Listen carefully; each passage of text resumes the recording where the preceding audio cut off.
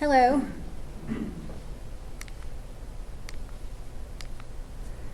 My name is Aprille Oxenford, and thank you for giving me the opportunity to speak with you today. To begin, I was chosen as this year's Griffin-Spalding County School System District Teacher of the Year. In the spring, when I was surprised with the announcement in my classroom, Miss English, our principal, came in with our instructional coach and she had a bunch of balloons. My first thought was it had to have been for a co-worker's birthday who had just passed, and I was wondering when they started making such a big deal about birthdays. It was in total disbelief when she announced that I was voted the Teacher of the Year for Jordan Hill. I never thought I would be considered for such an honorable role. People often ask me how I became a special education teacher. When I was a senior at Griffin High, class of 2001, the lunch table my friends and I sat at ended up being beside a class of students in special education. Each of the students in that class required a lot of care. One of the students in that class was a boy, I'll call him Daniel, who one day looked over at me, and while he was seated in his chair, he started stamping his feet on the floor. He looked at me with the biggest smile on his face, so I responded back by stamping my own feet on the floor. Well, Daniel laughed and laughed. Daniel and I played this game on and off for several weeks during lunch. One day, Daniel was walking past my table. Maybe he threw something away. He was coming back, and he stopped. He looked at the chair beside me, and he said, "Sit, sit." So I told him he could sit down. We played the stamping feet game in person that day until his teacher called him back. His teacher began letting him sit with us after Daniel finished his lunch. One day, another friend of mine came to lunch late, and he wanted to sit beside me, so he had Daniel move to another seat at the table. Well, Daniel cried and wailed so loudly that everybody near us was staring. After that, I wouldn't let anybody move Daniel anymore. Daniel never said anything to me besides the word sit, but I wanted him to feel accepted and included with my friends and I. I never learned anything more about him other than his name, that he liked laughing and playing, and he'd get upset when you asked him to move his seat. But the time I spent getting to know him sparked something in me. I felt protective of Daniel.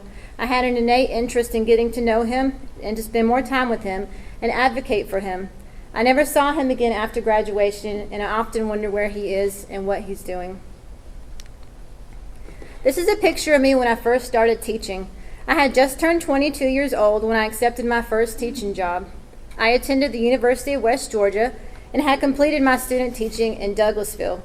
I felt comfortable there, so I took a job at an elementary school. I had a group of 8 children in grades kindergarten through 5th and 2 paraprofessionals. When school started, I thought I was ready, but as I looked around the class of the students that had just arrived and the door shut, I thought, are they really going to trust me with these kids? Many of them had medical conditions that required constant monitoring. Some had feeding tubes, which at the time I had no experience with, and none of them communicated verbally. As is typical in my job, I was the only one in the building who did what I did. I had no one to lean on or learn from, and the mentor they assigned to me was a second grade teacher who had no idea how to support me.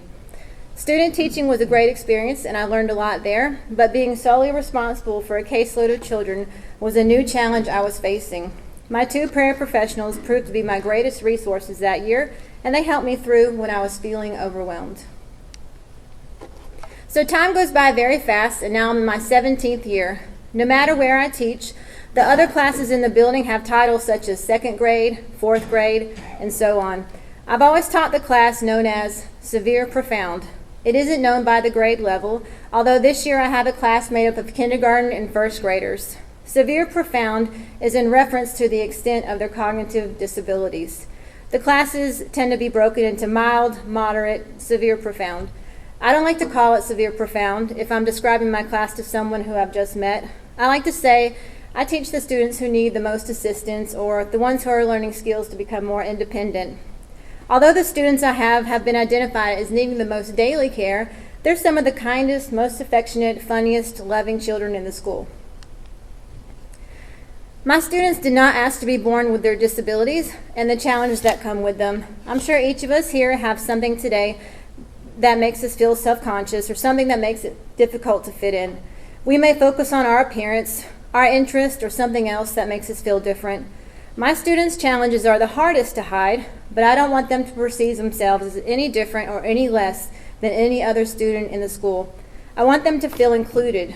I see it as my job to support them, love them, respect them, educate them, and reach them so they have the opportunity to reach their potential. They need a teacher who believes in them, a teacher who keeps in mind but doesn't dwell on their disabilities, and gives them the opportunity to learn the same content as their peers in the general education classroom. I want my students to have dreams for the future, no matter what that may look like. I also want the parents and the families to be optimistic and believe in their child. All students need to feel safe and secure in order to learn. It's my job to create that environment, so each morning when they come in and I greet them, I want them to know they're going to be cared for, respected, and loved. I teach my students an adapted version of what their peers are learning. This is challenging because they do not communicate verbally or write. I spend a lot of time printing, laminating, cutting out pieces, and affixing Velcro to the back. That's what you see on the turkey there. So my students can be successful in the activities we do. Sometimes I feel as though I could stand in front of them for months and not truly know if I've made an academic impact on any of them or if they have learned anything I've taught. Well, I got my answer to that a few years ago. I had a little boy. He was joining my class in kindergarten. He was shy, nonverbal, quiet, and very well behaved. Each month, as usual in my class, I went over letters, high-frequency words, the calendar, numbers, shapes. I read to them. We did science experiments. We followed recipes to cook basic snacks. We learned about current events. So I assess my students on these skills at the beginning and the ending of each month. But generally, the goal for them is participation, just trying to get them to point to an answer, any answer, rather than just focusing on the correct one. So as with every child in my class, I use a voice output device. So voice output devices can look like a lot of things, but the main one you'd see if you walked in my room today is a blue circular button about 6 inches across. I can quickly record my voice on it during the activities so students can press it and respond back to me. We use the button all day. They use it to tell me good morning and to answer questions about an activity we're doing. So if I were to hold up a square and say, this is a square, what is it? They can press the button and say, square. So anyways, throughout the boys' kindergarten and first grade year, I use this button with him and everybody else in the class. Towards the end of his first grade year, he began repeating aloud the words that I recorded on the device.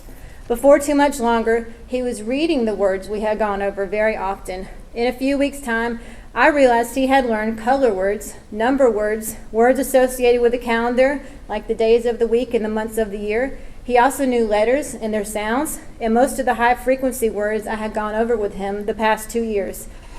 By the end of his second grade year, he was reading our monthly vocabulary words, and when I would assess him at the end of the month, he was getting most of the answers correct. This child is now a few years older and continues to read today. He's reading much more complicated words.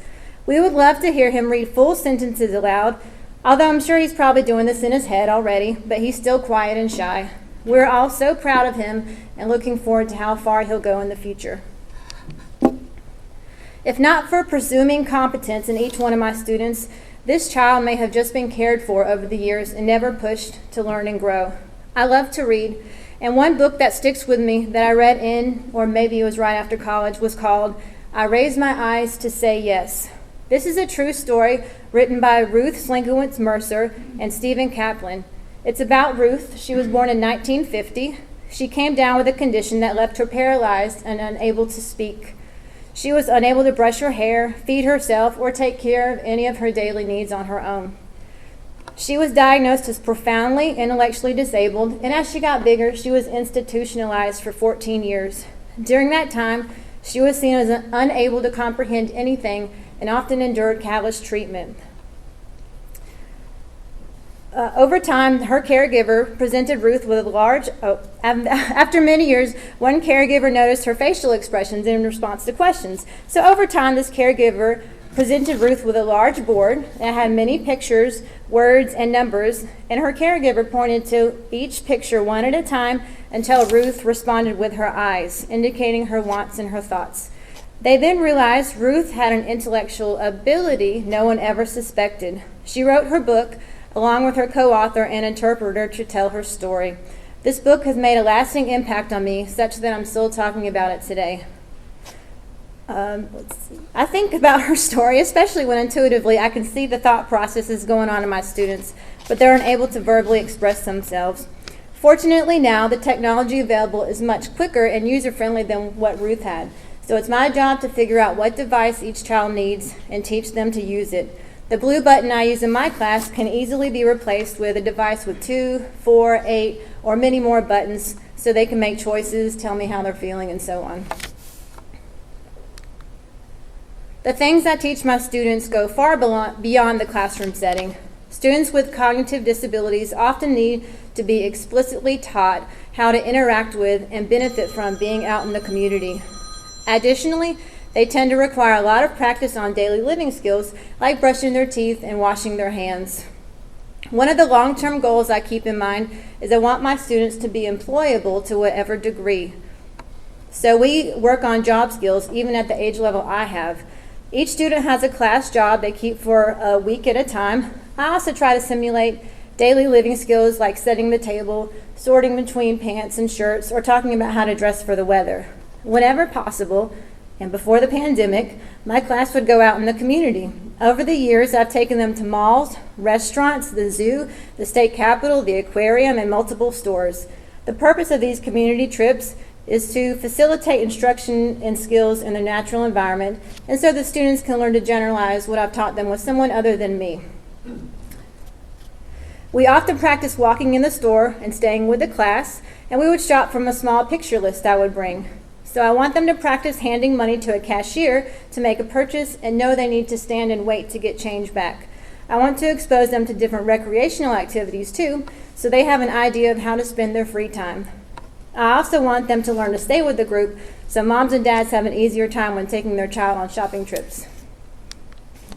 Speaking of free time, anybody that knows me personally knows exactly what I'm doing in my free time if I'm not relaxing with a book. I'm out running. For a long time I ran 5Ks, then I wanted to challenge myself with a half marathon, then at some point I wanted to go further. My first marathon was the Atlanta Marathon in October 2013. Since then, I joined the 50 States Marathon Club. I continue to work on this 50-state goal. I have 2 more to get to, Vermont and North Dakota. So anyone who runs long distances will caution you not to go out too fast. You want to go out conservatively so you can maintain your endurance and stamina over the length of the entire race. I find parallels with long-distance running and working with my students. I pour into them every day. I do my best to keep my energy up over the years, although I'm drinking coffee instead of Gatorade. I keep going day by day, and at some point, I look back and see how far we've come. Success looks different in my room than in other classes, and progress may take a little longer, but as in a marathon, the most important thing is to never give up and keep going.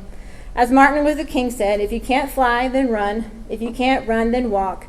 If you can't walk, then crawl. But whatever you do, you have to keep moving forward. So I'll leave you today with a final thought.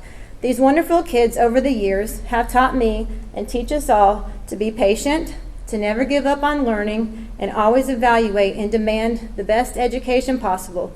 And that responsibility resides with all of us. Thank you for the opportunity to address you.